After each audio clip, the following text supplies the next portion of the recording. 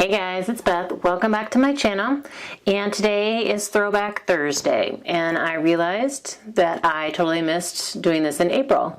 So I am going to try and do 2 Throwback Thursdays here in May to make up for missing April. And today for Throwback Thursday, I'm going to play with flocking powder.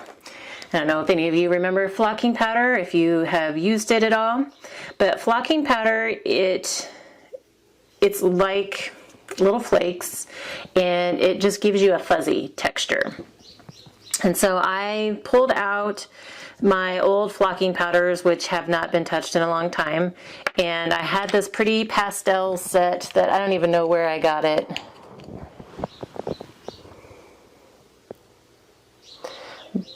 But you can see it's just like light purple, pink, peach, light green, and then a light blue. And it came in a set, and like I said, I don't remember where I got that one, but then I also have a Stampendous Fun Flock in plain old black.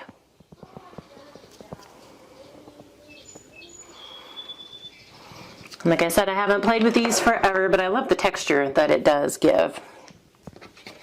So what I'm going to do today is I just have a journal card here, and I am going to add, we're going to just kind of dress this up a little bit, and I'm going to add some flocking powder to the mustache here because I feel like the blue is a fairly close match.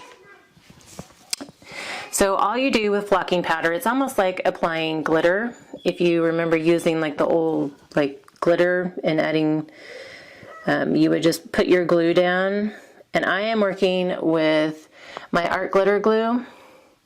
I tried using a couple different glues the other day when I was experimenting, and this one seemed to work the best for me. One, because I've got the fine tip on here so I could control the placement a little bit better, and 2, because it dries a little faster than other wet glue, it allowed me to work on these a little bit faster, or I guess it helped set the flocking powder a little bit faster.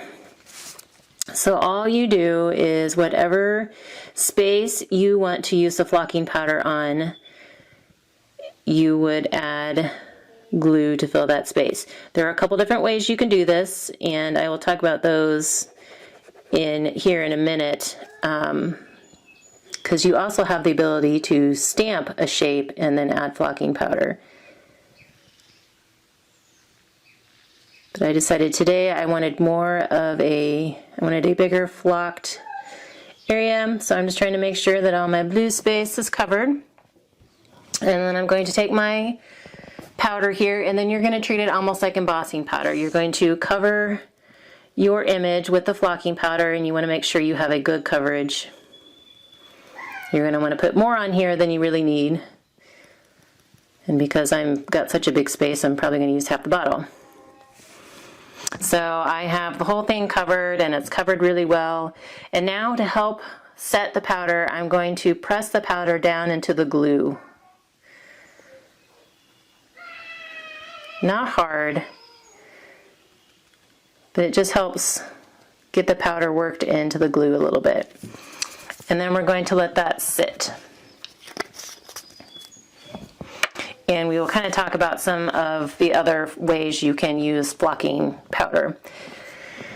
So as I mentioned, you can stamp, and I played with this old Imaginist stamp that I got from Michael's a long time ago.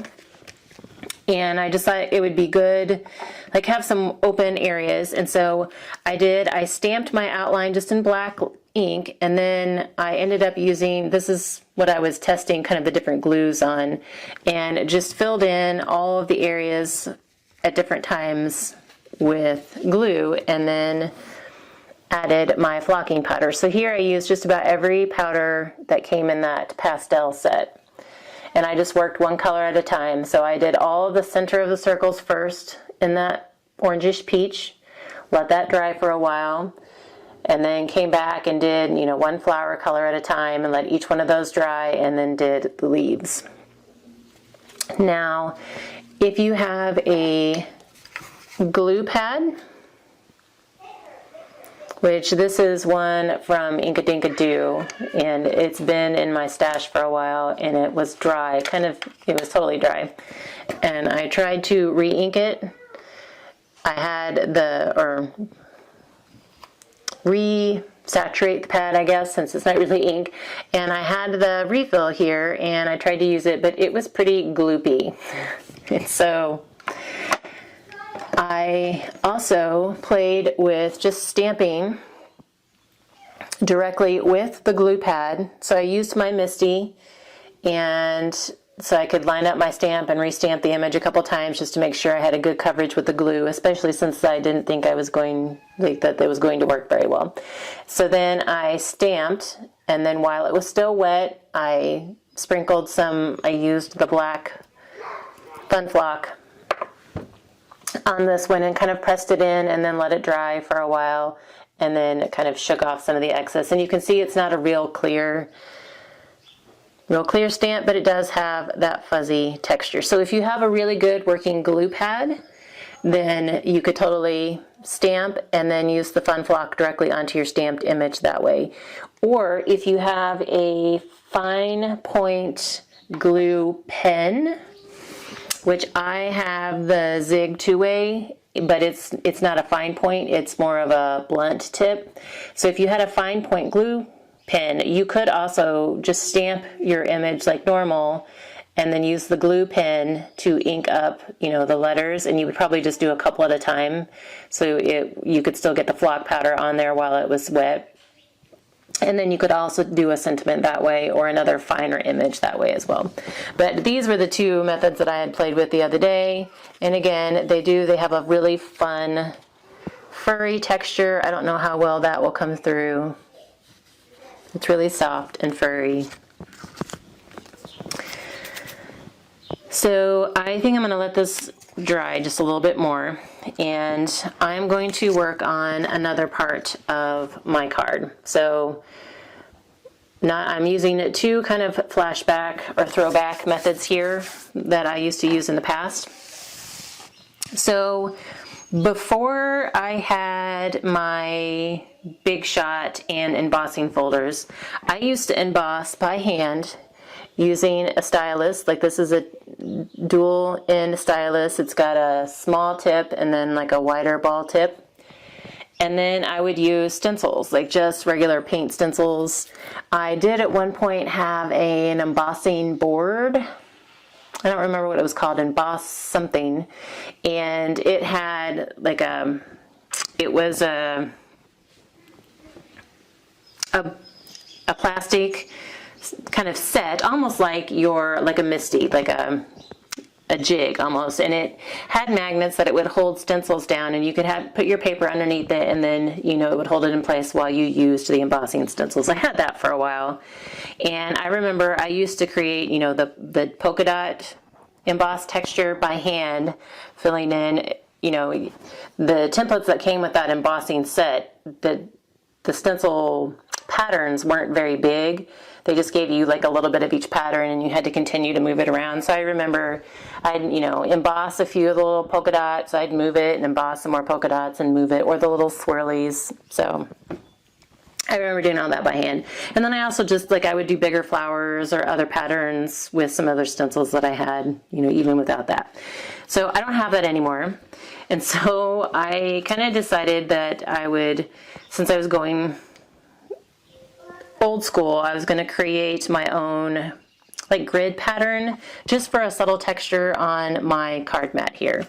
So I pulled out, this is a new Cartabella stencil from the Welcome Home set, and it's just lines. And so I've actually pulled the foam mat out of my MISTI to emboss on, just so I can get a deeper embossing line. And I've already done most of it, but I was just going to finish it off here a little bit with you guys. So basically all I do, I'm using my small embossing end, and it fits perfectly here in between the lines that I'm using. And I'm just going through and kind of pressing, not too hard because I don't want to poke through, but I'm pressing hard enough that it's making an impression. And then kind of going over it a couple times. And I did tape it down a little bit just to help hold my stencil in place. So, like I said, I had already done most of it, and I've gone 2 directions. So I don't know how well you can kind of see there that I have lines, embossed lines going up and down, and I have some going sideways too, so it's like a grid pattern. And so this is the side that I had down and was embossing on. So I guess this would be the embossed side and then the debossed side. So something else that we used to do, or I used to do, and I think you still can, I think people do still do it sometimes, is you can take sandpaper and rub it over a little bit, and it will help bring out that embossed texture. Or you could ink over it, and it would also bring out that embossed texture. And also something else that I would have done had I had this stencil back before I had some, well, or when I first started scrapbooking anyway, this would have been awesome for me to use my pen and draw lines on my page. So I could have put it down and draw like lines, journal lines on my scrapbook page. Because I actually had something like this that had a bunch of different shaped ones, like a circle or kind of a fancy label, and it had lines, but this would have been a good general one to have back then. So just another way to use your stencil. I know they really intended you to use like paste or ink, but I'm using it old school today. So this is going to be my card mat, and I'm using an A2 sized card base here, and so I cut my yellow piece to 4 1/8 by 5 3/8, just so it's going to leave me a white line. And I am going to go ahead and put it down, and I'm going to just use my tape runner here so I don't have to wait for dry time, but I'm going to put a little bit of extra on since there is some embossing on this.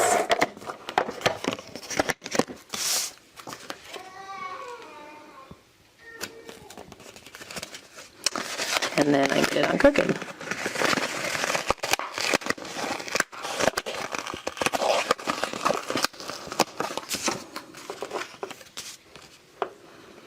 Which would have been something that I did a lot back in the day, and I still do. So that hasn't changed. Okay, so there's that, and then I'm still gonna let that dry as long as I can, my flock powder. So I have 2 additional matte pieces that I'm going to use for my journal card, and so I'm gonna go ahead and put those together. So then all I have to do at the very end is add that flocked journal card. And so my journal card is 3 by 4, so this white layer is just 3 1/4 by 4 1/4, and I'm adding it to that light blue, light aqua, robin's egg blue, I guess is what you could call it, and that layer is 3 1/2 by 4 1/2. So I just increased my layers by 1/4 of an inch each time. And I'm just going to put it in the center here. I'm keeping it kind of simple. And so now that is all done, and so I'm going to shake this off and hope that it got my mustache covered fully.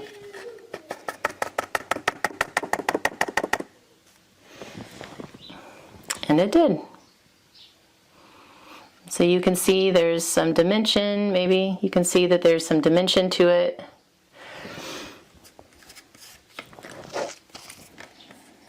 Nope. And see, that's why I shouldn't play with it.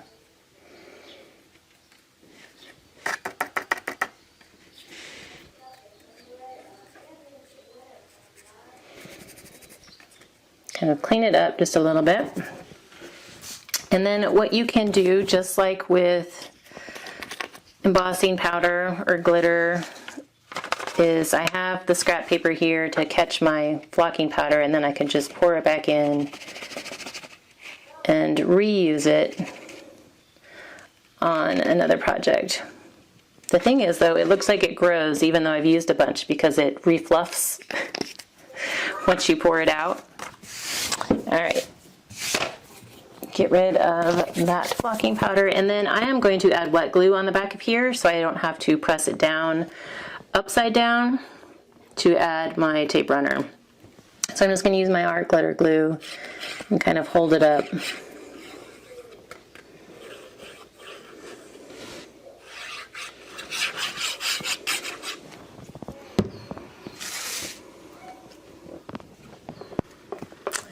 I'm just going to put it down there right in the center.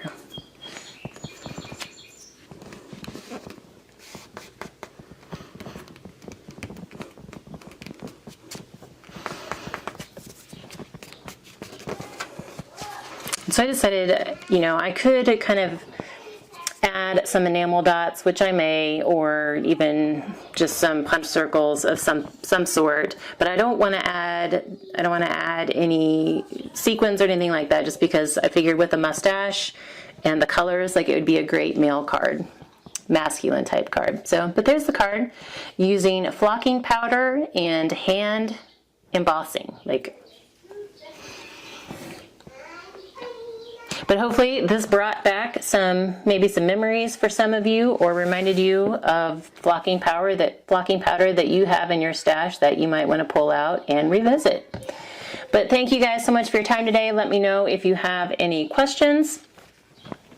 And like I said, I will try to be back next Thursday with another episode of Throwback Thursday to make up for the one I missed in April. But thanks guys so much for your time today. I hope you're all having a crafty day.